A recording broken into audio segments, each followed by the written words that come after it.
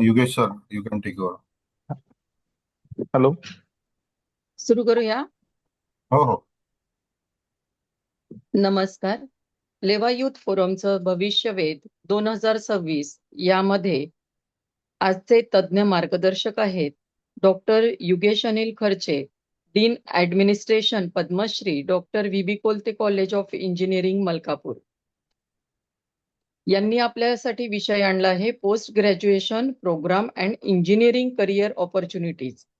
याच्यामध्ये आपण मुख्य विषय घेणार आहोत पीजी प्रोग्राम्सची माहिती आणि प्रवेश प्रक्रिया, अभियांत्रिकीनंतरच्या करिअर संबंधित संधी आणि उच्च शिक्षणाचे मार्गदर्शन. आपल्याला या सत्रासाठी खूप छान अनुभवी आणि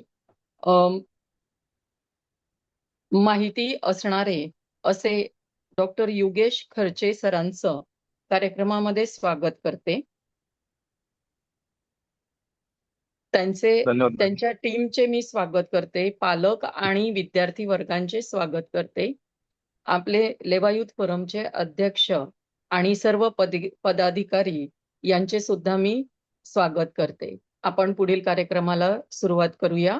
पुढील सूत्र डॉक्टर युगेश खर्चे सर सांभाळतील अशी मी त्यांना विनंती करते. धन्यवाद मॅडम. सर्वात प्रथम सर्वांना नमस्कार माझा. तर आजचा जो विषय आपला हा आहे पोस्ट ग्रॅज्युएशन इन इंजिनिअरिंग.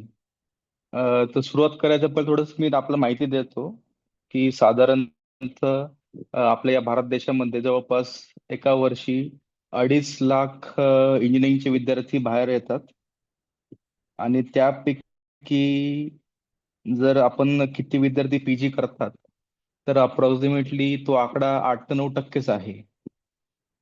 तर there might be an number of reasons, पण आपण शक्यतो याच्यावरती मुलांना लगेच जॉब भेटल्यामुळे फोकस करत नाही.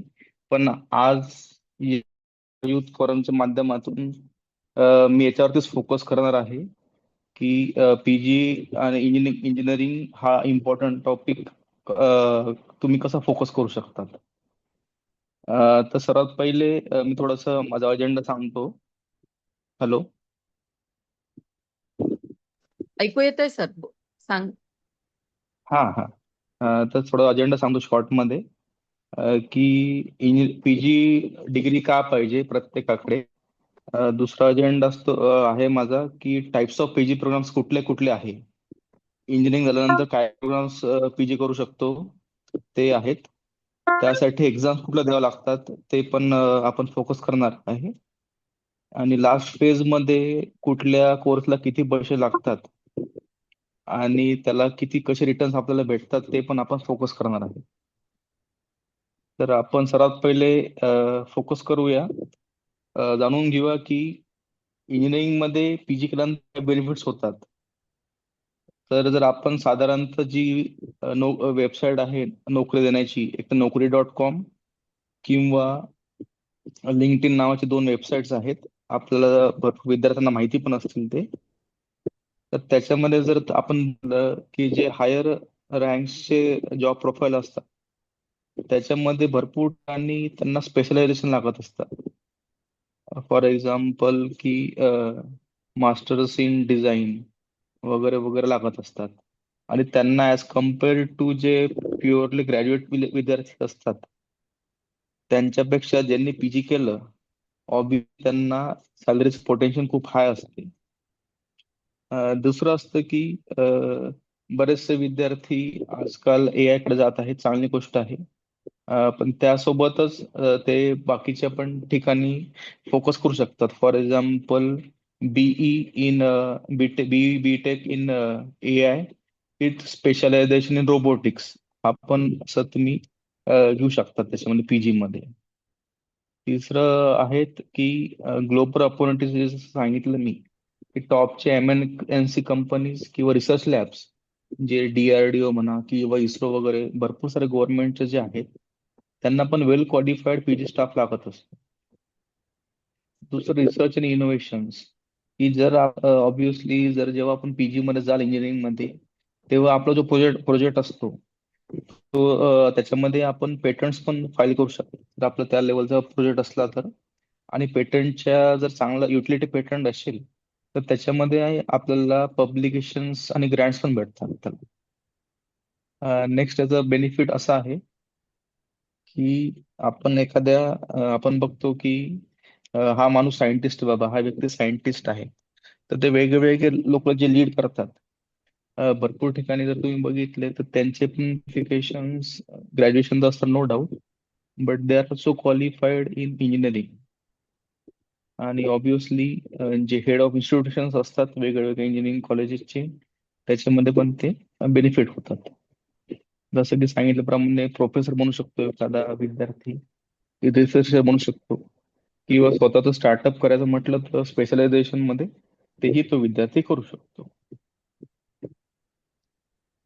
नेक्स्ट त्याच्यामध्ये आहे की काय काय इंजिनिअरिंग झालेला विद्यार्थी, इंजिनिअरिंग झालेला विद्यार्थी, किंवा बीटेक, त्याच्याकडे पीजी साठी काय काय ऑप्शन्स आहेत.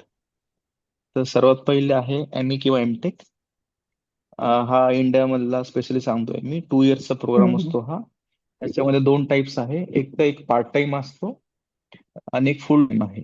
Part time in the sense म्हणजे जर तुम्ही एका कंपनी जॉब करत असाल तर तुम्हाला जर इच्छा असेल इंजिनिअरिंग करायची पण तुम्हाला कंपनी सोडायची नाही आहे, तर त्या केसमध्ये पार्ट टाइम इंजिनिअरिंग पण एआयसीटी अप्रूव्ड कोर्स चालू केलेला आहे मागच्या वर्षापासून सेंट्रल गव्हर्नमेंटनी. आणि दुसरा असतो फुल टाइम कोर्स, त्याच्यामध्ये आपल्याला फुल टाइम कॉलेजला जाऊन तो कोर्स करावा लागतो. त्याच्यामध्ये तुम्हाला सांगितल्याप्रमाणे सपोज बी मेकॅनिकल आहे, त्याच्यामध्ये तुम्हाला वाटलं की रोबोटिक्स ऑटोमेशन म्हणा किंवा सीएनसी म्हणा किंवा कॅडकॅम म्हणा, हे पण तुम्हाला पहिल्याच निवडता येतात. याच्यासाठी सर्वात महत्वाचं म्हणजे की गेट स्कोर महत्वाचा असतो. भरपूर ठिकाणी जे प्रायव्हेट युनिव्हर्सिटी असतात ते स्वतःची पण पेड घेतात किंवा ग्रॅज्युएशनचे मार्क पण ते कन्सिडर करून घेतात. याचा बेनिफिट असा असतो की तुम्हाला पीएसओ आणि इंडस्ट्री प्लेसमेंट्स मध्ये बेनिफिट होतात. आत्ताच एक रिसेंटली अशी म्हणजे इंटरेस्टिंग केस होती की एका विद्यार्थ्यांनी IIT मधून पीजी केलं आणि इंटर्नशिप त्यांनी इस्रो मधून केलं. तर त्यांना, हम्म. त्या विद्यार्थ्याला इंडियन इन्स्टिट्यूट ऑफ सायन्स, जी भारतातली 1 नंबरची इन्स्टिट्यूट आहे, त्यांनी स्वतःहून त्याला कॉल दिला की पीएचडी साठी की तुम्ही अप्लाय करा म्हणून. तर जर याच्यामध्ये आपण चांगल्या इंडस्ट्री सोबत रिसर्च प्रोजेक्ट केला तर नो डाऊट आपलं करिअर खूप चांगलं होतं. हा झाला पहिला पार्ट, पहिला प्रोग्राम पीजी साठी. दुसरा program master of science in research obviously. तर त्याच्यामध्ये ही जी डिग्री असते ही थिसिस बेस असते बेसिकली. त्याच्यामध्ये फोकस जो असतो तो रिसर्च बेस चांगला फोकस पाहिजे असतो त्याच्यामध्ये. आणि याच्यामध्ये काही काही वेळेस तुमचा जो प्रोग्राम असतो त्याला स्कॉलरशिप्स वगैरे सर्व भेटत असतात जर चांगली युनिव्हर्सिटीची असली अब्रॉड मध्ये. आणि जे विद्यार्थी MS करतात त्याच्या पुढे जर तुम्हाला इंटरेस्ट असेल तर तुम्ही पुढे PhD ला पण जाऊ शकता नो डाऊट. सिमिलरली पण ME MTech ला पण पुढे तुम्हाला वाटलं की मला अजून याच्यामध्ये रिसर्च करायचं असेल तर similar you can opt for PhD also. नंतर आहे MBA प्लस इंजिनिअरिंग. हे पण आता खूप बूम मध्ये आहे. ट्रेडिशनल MBA पेक्षा आजकाल जे आहे हॉस्पिटल मॅनेजमेंट झालं किंवा AI डेटा सायन्स वगैरे हे नवीन आलेलं आहे. तर त्याच्यामध्ये तुम्हाला कॅट GMAT चे स्कोर्स लागतात. याचा बेनिफिट म्हणजे एक हायर सुटेबल लिडरशिप रोल्सला तुम्ही याच्यामध्ये चांगलं सुटेबल राहू शकतात. आपण जर एखादं कंपनीचं हायर मॅनेजर रोलचं प्रोफाईल बघितलं तर त्याच्यामध्ये स्पेशली मेन्शन असतात त्यांचं की you should be a MBA in XYZ field, कारण त्या प्रोफाईलसाठी MBA गरज असते. हे झाले types of PG program after हे. आता आपण हे बघूया की हे जे पीजी प्रोग्राम आहेत त्यांना एक्झाम्स कुठल्या कुठल्या लागतात. तर सर्वात पहिले जी आहे गेट एक्झाम, जी विद्यार्थी तुम्ही थर्ड इयरला पण देऊ शकता आणि फायनल इयरला पण. जर आपला स्कोर कट ऑफ च्या वरती आला तर तो स्कोर 3 इयर्स व्हॅलिड असतो तो. आता याच्यामध्ये जर आपलं स्कोर खूप चांगला आला म्हणजे अबाउट 90% तर तुम्हाला IITs NITs मध्ये ती ऍडमिशन घेऊ शकतात तुम्ही. ही एक्झाम एक वर्षातून एकदाच होते, फेब्रुवारी महिन्यात होते. आणि त्याचं नोटिफिकेशन जे आहे ते साधारणतः सप्टेंबर ऑक्टोबर मध्ये ओपन होतात नोटिफिकेशन. त्याचा बेनिफिट असा असतो की तुम्हाला if you clear GATE exam त्याच्यामध्ये तुम्हाला ऑब्विसली एमटेक मध्ये भेटतात ते. आणि भरपूर ठिकाणी जर तुम्ही ऍड बघितले PSU सेक्टर जसं की ONGC झालं, इंडियन ऑइल झालं, भारत कोल झालं, त्याच्यामध्ये क्लिअरली मेन्शन करतात ते की those who qualified GATE examination can apply for this post. म्हणजे हे भरपूर लोकांना माहिती नसतं की गेटचं बेनिफिट काय आहे. त्यांना असं वाटतं की गेट म्हणजे लेक्चरशिपच का, तर असं नसतं ते. तुम्ही PSU जे गव्हर्नमेंटचे कंपनीज आहेत त्याचे तुम्ही रिसेंटली ऍडव्हर्टाइजमेंट तुम्ही चेक करू शकता. भरपूर पोस्टला स्पेशलाइज्ड गेटचे अलाउड असतात. सेकंड जे आहे GRE, ग्रॅज्युएट रेकॉर्ड एक्झामिनेशन. ही MS डिग्री साठी असतं USA आणि युरोपमध्ये. त्याच्यामध्ये जर आपला स्कोर 320 आला तर आपल्याला टॉप 50 युनिव्हर्सिटीज जे आहे, आता टॉप 50 युनिव्हर्सिटीज जे आहेत ते कसं शोधायचं असतं नॉर्मली, QS हम्म. वर्ल्ड रँकिंग असतात. त्याच्यामध्ये पूर्णभरचे टॉप युनिव्हर्सिटीज कुठल्या आहेत ते ते रिलीज करतात. रिसेंटली जी आहे MIT ती त्याच्यामध्ये आलेले टॉप 3 मध्ये. तर याच्यामध्ये तुम्ही जर तुमचा स्कोर चांगला असेल you can get admission. Normally याच्या 2 टाईपचे टेस्ट असतात. एक जनरल टेस्ट असते, ते दर महिन्याला नॉर्मली असतेच ती. आणि सब्जेक्ट टेस्ट जी असते त्याच्यामध्ये ती दर सप्टेंबर ऑक्टोबर एप्रिल महिन्यात असतात ते. तिसरी टाईपची एक्झाम असतात TOEFL LTS. यांची आपली जे नॉर्मली मातृभाषा आहे ती मराठी आणि हिंदी अशी असते. तर आपली इंग्लिश चेक करण्यासाठी ही एक्झाम असते. त्याच्यामध्ये जर चांगला स्कोर आला TOEFL मध्ये 100+ किंवा IELTS जर 7+ आला तर तुम्हाला इंटरेस्ट ऍडमिशन साठी जसं की MS वगैरे तुम्हाला चांगला याचा बेनिफिट होऊ शकतो. याची पण एक्झाम्स दर महिन्याला मल्टिपल डेट्स अवेलेबल असतात इयर राऊंडला. नेक्स्ट टाईपची एक्झाम असते जेस्ट नावाची, जॉईंट एंट्रन्स स्क्रीनिंग टेस्ट. ही भारतात असते, भारतासाठी असते स्पेसिफिकली.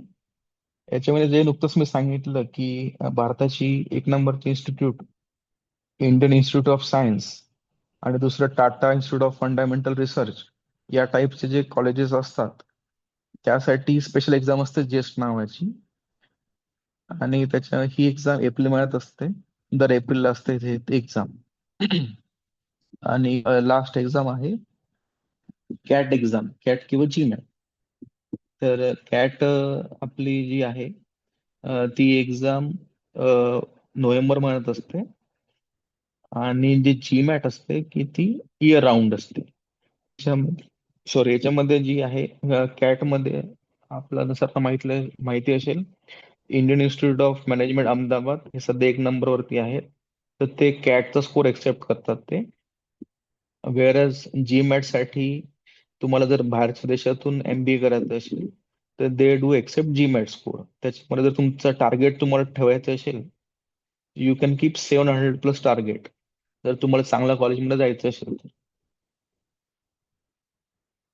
तर नेक्स्ट त्याच्यामध्ये आहे की ऑब्विसली पैसे किती लागतात.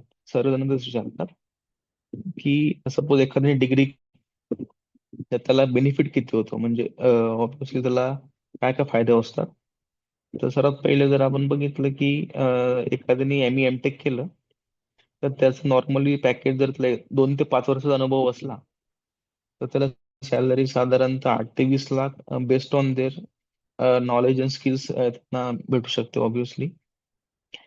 तर त्या विद्यार्थ्यांनी USA मधून जर MS केलं आणि जर चांगलं स्टार्टिंग असलं पॅकेज तर त्याला $80,000 स्टार्टिंग भेटू शकतात त्याला.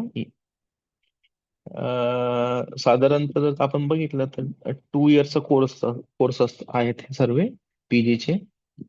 आणि जर आपण बघितलं की कम्पेअर्ड टू UG ऑब्विसली तुमचं जर डिग्री इन्क्रीज झाल्यामुळे तुमचं सॅलरी पण हाईक होते. त्यामध्ये स्कॉलरशिप्स आणि फंडिंग ऑप्शन्स कसे असतात की एखादा विद्यार्थी जर गेट क्वालिफाय झाला, म्हणजे जर कट ऑफच्या वरती गेला, त्याला गव्हर्नमेंट कडून फंडिंग भेटतात 12,400 रुपये. आणि इंडियातून AICTE अप्रूव्ड कुठे पण असेल कॉलेजमध्ये किंवा IITs किंवा NITs, तर त्याला ते मिनिमम 8 ड्युटी करावं लागते कॉलेजला. तेव्हा त्याला म्हणजे पैसे पण भेटतात आणि शिक्षण पण होतं, त्याचं दोन्ही टाइम होतं. नंतर याच्यामध्येच बेनिफिट असा होतो परत सांगितल्याप्रमाणे की जर जो JRF जॉईंट रिसर्च फेलोशिप असते ती UGC ची, त्यात जर तुम्ही कव्हर झाले तर त्याच्यातून ऍडमिशन घेतली, तर आपल्याला दर महिन्याला 31,000 रुपये ऍज अ रिसर्च स्कॉलरशिप भेटते.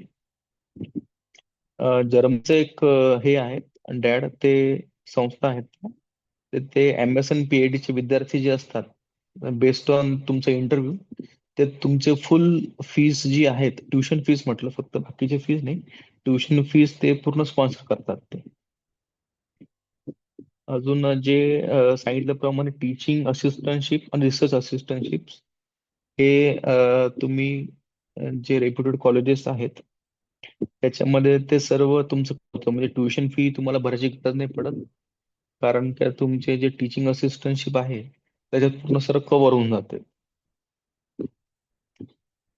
आणि लास्ट तेच की जर प्रॉपर इन्व्हेस्ट केलं ना आपला टाइम, तर आपलं फ्युचर चांगलं होईल 100%. एक ही फ्रेज आहे की the future belongs to those invest in themselves. Normally मी पहिले पण ते सांगितलं होतं की मुलं ग्रॅज्युएशन नंतर दोनच गोष्टी म्हणतात, एक तर जॉबने ओरडत असतात किंवा ज्यांना जॉब लागला ते म्हणतात पुढे शिकायचं नाही. भरपूर विद्यार्थी मी ज्यांना भेटतो त्यांना. तर माझं एकच ओपिनियन सजेशन आहे की तुम्ही तुमचं टाइम प्रॉपर इन्व्हेस्ट करा, जेणेकरून तुमचं फ्युचर प्रॉपर सिक्युअर होईल. That's it from my side. Me short ठेवली होती PPT. म्हटलं क्वेश्चन आन्सर साठी काय असेल तर मग आन्सर करू. म्हणजे सर आपण जॉब करून पण ME करू शकतो, मास्टर्स करू हो शकतो आणि हो त्याच्यासोबत आपल्याला प्लस गव्हर्नमेंट गेटची एक्झाम अपेअर झाल्यावर स्कॉलरशिप पण हो, देते, बरोबर? Right right. हो हो. मग असं काही आहे का की तुम्हाला जॉब क्रायटेरिया एका टाईपचा पाहिजे तेव्हाच तुम्ही ME करू शकतात, की कंपनी आणि समजा लेक्चररशिप जर केली, कॉलेजमध्ये जर तुम्ही हो जॉईन केलं आणि कंपनीमध्ये हो. जॉईन केलं तरी चालतं, की दोघींमधून कुठलं चॉईस करायचं, असं काय सांगाल तुम्ही, म्हणजे अभ्यासाच्या दृष्टीने? हा, तर मॅडम जे पार्ट टाइम सर असतं ना मी, तर हम्म, हम्म. त्याच्यामध्ये स्टुडंट्सचा मुभा असते की जे सिलेबस वगैरे असतो as compared to part time, full hmm, time एवढं क्रिटिकल नसतो. जर तुम्ही सपोज 9 ते 6 जरी जॉब केला, तर भरपूर हम्म. कॉलेजेसमध्ये शनिवार रविवार ते लेक्चर घ्यायला बोलवतात, लेक्चर किंवा प्रॅक्टिकल हे करायला. आणि अच्छा. याच्यामध्ये जर तुम्ही गेट फक्त अपियर केलं तर ठीक आहे, फाईन. पण मी सांगितल्याप्रमाणे जर तुम्ही क्वालिफाय पण केलं कट ऑफच्या वरती, तर हम्म, हम्म. तुम्हाला त्याचं बेनिफिट पण खूप सारे भेटतात, कारण तुमच्या रेझ्युमे मध्ये तुम्ही सांगू शकतात की I am GATE qualified. Yes, okay. म्हणजे तो तुमचा एक प्रेस्टिजियस पॉइंट आहे की तुम्ही गेट प्रेस्टिज एक्झाम असतं पास ते. केलेल्या. हो हो हो येस, हो. येस. खूप कमी विद्यार्थी, कारण म्हणजे आपण जर म्हटलं तर जी UPSC नंतरची 3rd नंबरची एक्झाम गेट असते, त्याच्यामध्ये एवढी हम्म, हम्म. हार्ड एक्झाम असते. अच्छा. आणि शक्यतो एक्झाम पिरियड कधी असतो त्यांचा? तुम्ही बोललात की एप्रिलमध्ये एक्झाम असते, तर त्याचे फॉर्म हो, भरायला सुरुवात कधी होते एक्झामचे? त्याची फॉर्म भरायला सुरुवात होते सप्टेंबर महिन्यात. अच्छा. सप्टेंबरच्या आसपास नोटीस. दरवर्षी वेगवेगळे IIT गेट एक्झाम घेत असतात. जसं हम्म, हम्म. फिक्स नसतं की हीच IIT एक्झाम घेते. दरवर्षी वेगवेगळे IIT एक्झाम्स घेत असतात गेटची. तर अच्छा. ते दर सप्टेंबरच्या आसपास नोटिफिकेशन काढतात की एप्रिल महिना सॉरी फेब महिन्यात एक्झाम आहे, प्रॉपर पहिले सर डिस्प्ले करत असतात ते, की ही हम्म. कट ऑफ डेट आहे वगैरे वगैरे सर्व सांगत असतात. अच्छा. मग त्या डेट डिस्प्ले झाल्यानंतर आपण फॉर्म भरायचा आणि मग आपल्याला हो ऍज युजल जसं एक्झामचं द्यायचंय तसं देऊ शकतो. हो. जसं याच्यामध्ये प्लस सीईटीची पॉईंट एक्झाम असा आहे वगैरे. की थर्ड इयरला पण विद्यार्थी देऊ शकतात गेट. म्हणजे जर एखादा ओके. विद्यार्थी थर्ड इयरला आहे आणि तो हम्म. पण इलिजिबल एक्झाम द्यायला, मग त्याला समजतो जर जर त्याचा स्कोर चांगला नाही आला तर तो फोर्थ इयरला हम्म. पण परत एक्झाम देऊ शकतो. आणि जर जर चांगलं असेल तो स्किल, तर त्याला लगेच मी हम्म. सांगितल्याप्रमाणे गव्हर्नमेंट जॉब पण लागू शकतो. कारण आज अच्छा. कुठे पण गेलं तर प्रत्येक जण विचारतो की गव्हर्नमेंट जॉब आहेत का. तर ती ही एक बरोबर. प्रकारचं म्हणू शकतो की आपण एक ट्रिक आहे ती, गेट क्वालिफाय कर चांगल्या हम्म. मार्कांनी आणि गव्हर्नमेंट जॉबला हम्म. लँड होऊ शकतात असं म्हणू शकतो. भरपूर केसेस आहेत तसे. अरे वा. म्हणजे खूप छान ऑपॉर्च्युनिटी आहे ही हो हो विद्यार्थ्यांसाठी. फक्त त्यांनी हो मेहनत घेतली पाहिजे थर्ड इयर आणि फोर्थ इयर पासून. हो. आणि अजून सिलेबस जो एक असतो प्रश्न असा. तो, हम्म. हा सिलेबस इंजिनिअरिंगचा सिलेबस असतो, काय असं काही नाही की हिस्ट्री जॉग्राफी वगैरे काही असतं. इंजिनिअरिंग मध्ये शिकलेले हम्म. 4 वर्षाचे शिकलेले विद्यार्थी, तोच सिलेबस असतो त्यांना, हम्म. दुसरं काही नवीन सिलेबस पण हम्म. नसतो. बरोबर. म्हणजे तुम्ही जर फर्स्ट इयर पासनं व्यवस्थित सिरियसली अभ्यास केला तर तुम्हाला गेट एक्झाम अपेअर व्हायला मदत होते. Right right. हम्म. आणि आपल्या म्हणजे विद्यार्थ्यांना असं काही स्पेसिफिक बुक्स आहेत का की त्यातून ते एक्झाम प्रिपेअर करण्यासाठी मदत होईल म्हणून? हो, चांगला प्रश्न विचारला. एनपीटीएल एक आहे, त्यांनी हम्म. स्वतःच गेट साठी जे लागतात प्रिव्हियस क्वेश्चन हम्म. पेपर म्हणा, किंवा सपोज गेटचा मागच्या वेळेचा पेपर करून दाखवतात, ते स्वतःच गव्हर्नमेंटची एक संस्था आहे. त्याच्यामधून पण भरपूर हेल्प होते. आणि व्हेरियस अकॅडमिक्स आहेत गेटच्या, जसं की एस अकॅडमी झालं, आणि ते भरपूर सारे नोट्स प्रिपेअर करतात, ते प्रिपेअर करून ते पण सेल आउट होतं, म्हणजे विकत घेऊ शकतात तुम्ही. सर म्हणजे अजून काही एक विद्यार्थी प्रश्न जात आलाय. असतात हैदराबादला वगैरे. हा, अच्छा अच्छा, सांगा ना सर, सांगा. कंटिन्यू काही करा. विद्यार्थ्यांचं म्हणजे असं असतं की डोक्यात की मी हैदराबाद जातो गेटचा अभ्यास करायला. No doubt okay. हैदराबाद चांगली सिटी आहे, नो डाऊट. पण तुम्हाला जर नसेल जमत तिकडे जायला, तर तुम्ही हम्म. त्याचं NPTEL through free of cost असतं, 1 रुपये घेत नाही ते लोक. ते त्याच्यामध्ये पण तुम्ही रेफर करू शकता. आणि इवन तुम्ही त्याच्यामध्ये टेस्ट सिरीज पण असतात त्यांची, की कसं एक्झाम येऊ शकते, असं की पॅटर्न्स वगैरे असतात ते. तर ते पण खूप बेनिफिशियल असतं विद्यार्थ्यांना. अच्छा. आणि अजून एक प्रश्न आलाय सर की जर थर्ड इयरला मुलाने एक्झाम दिली, तो अपियर झाला, तर हो फोर्थ इयर नंतर तो मास्टर्स करू शकतो का, एमई करू शकतो हो. का? नाही, ते की त्याला त्याच्यामध्ये एक पुन्हा क्लॉज परीक्षा आहे. द्यावी लागते फोर्थ इयरला? नाही, याच्यात एक क्लॉज आहे की त्याचा जर स्कोर कट ऑफच्या वरती असेल हम्म. त्या कॅटेगरीचा, तर तो हम्म. स्कोर 3 वर्ष व्हॅलिड असतो. अरे आणि वा. जर तुमचा स्कोर कट ऑफच्या खाली असेल, तर हम्म. नाही, मग तुम्हाला परत एक्झाम द्यावी लागते, मग तो स्कोर व्हॅलिड नाही राहत मग. अच्छा. म्हणजे मग जर तो कट ऑफच्या खाली असेल तर त्याने परत परीक्षा देऊन फोर्थ इयरला तो फोर्थ अपियर इयरला, होऊ शकतो. हा फोर्थ इयरला, right hmm. Right right right. म्हणजे हे बेटर पण जे असेल. विद्यार्थी फोर्थ हा. इयरला असतील, हा, जे हा. विद्यार्थी फोर्थ इयरला असतील आणि त्यांनी गेट एक्झाम दिली, आणि हम्म. जर ते कट ऑफच्या खाली जरी असले, तरी ते can they are eligible to for admission असं. अच्छा. बरोबर. आणि फक्त त्यांना गव्हर्नमेंट जॉबसाठी मग त्यांना प्रेफरन्स नाही लागत जास्त. अच्छा, जर आपण गव्हर्नमेंट जॉबला जायचंय तर त्याच्यासाठी आपल्याला स्कोर लागतो. But हा, कट ऑफच्या वरतीच लागतात कंपल्सरी. हो.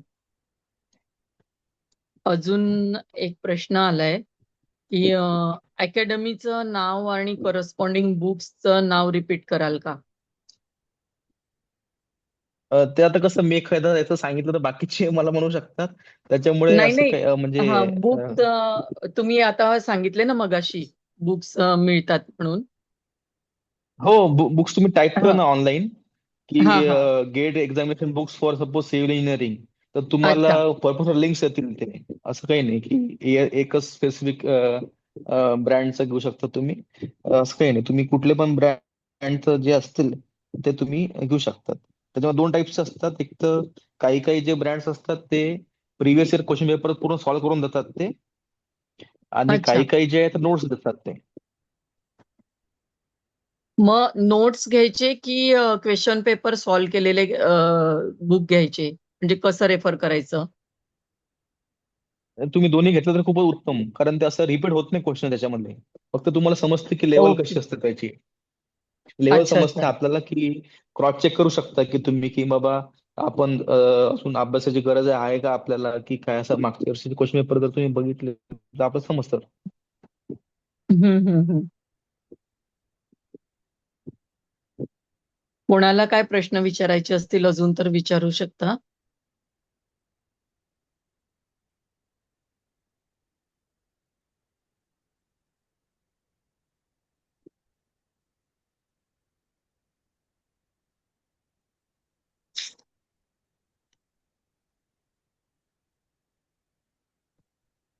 आपल्या कोणाचे काही प्रश्न असतील तर प्लीज विचारू शकता, नाहीतर मग आपण सेशन थांबवूया.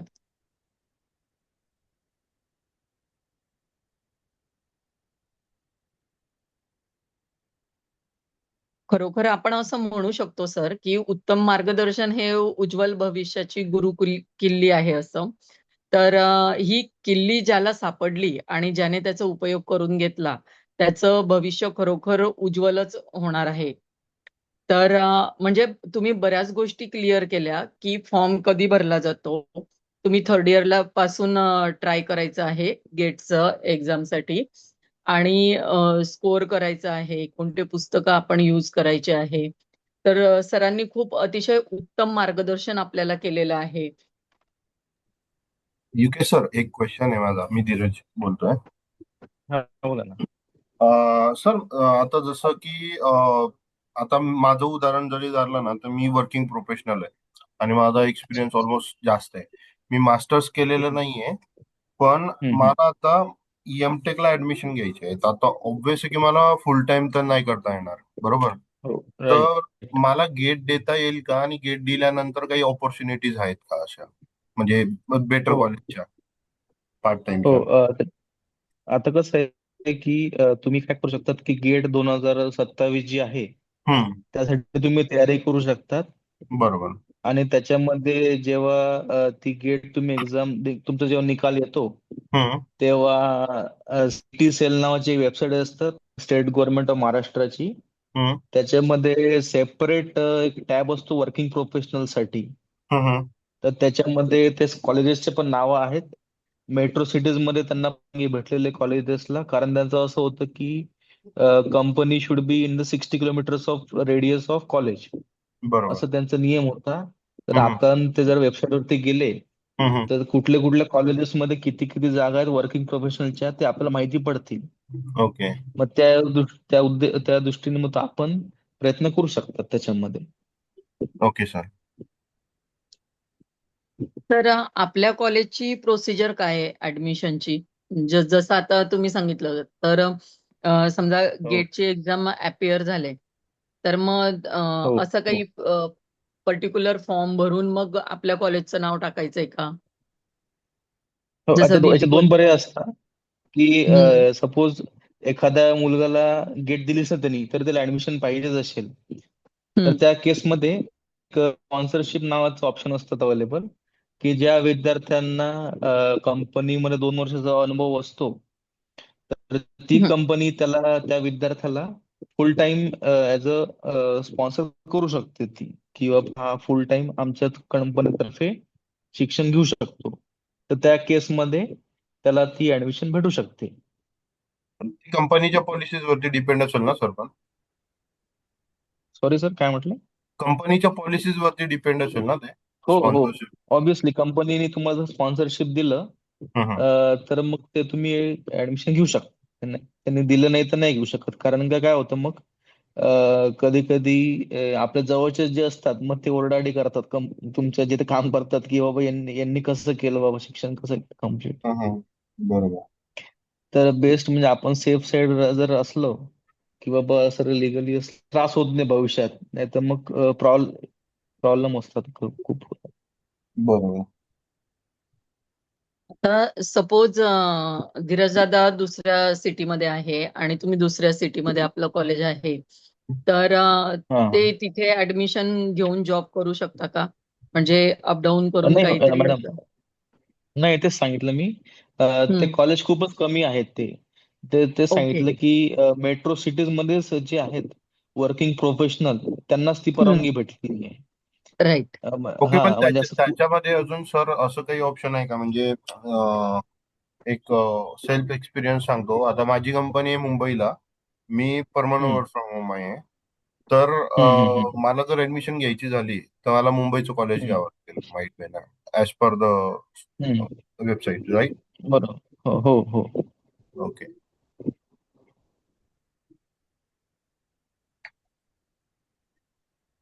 Okay sir. अजून काही कोणाला विचारायचंय प्रश्न?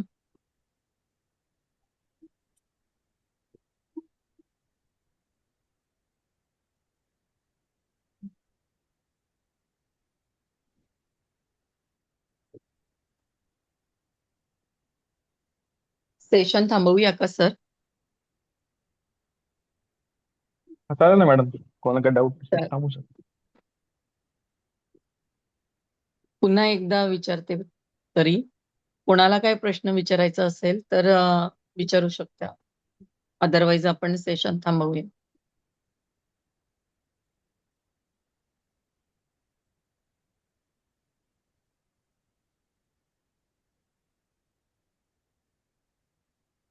ठीक आहे ताई, थांबूया आपण सेशन. हम्म, हम्म.